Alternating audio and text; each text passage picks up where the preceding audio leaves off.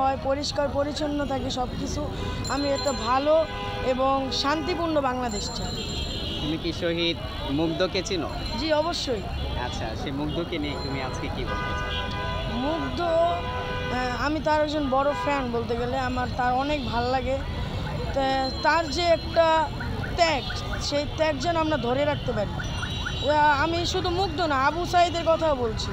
তিনি অনেক আমাদের মানে এই যে কোঠা আন্দোলনটা, সেটার কোঠা আন্দোলনের যে বিজয়টা, কোঠা আন্দোলনের যে বিজয়টা, তার সবারই একটা অবদান আছে বড়। তাদের জন্য আমি বলছি, তাদের ত্যাগ যেন আমরা কখনোই না বলি। আচ্ছা, তোমার কেমন লাগতেছে এই বিজয়ের দিবস? আমার অনেক ভালো লাগতেছে। তুমি কেমন বাংলাদেশ আশা করো? আমি যেন ভালো বাংলাদেশ চাই। একটু জোরে। আমি ভালো বাংলাদেশ চাই।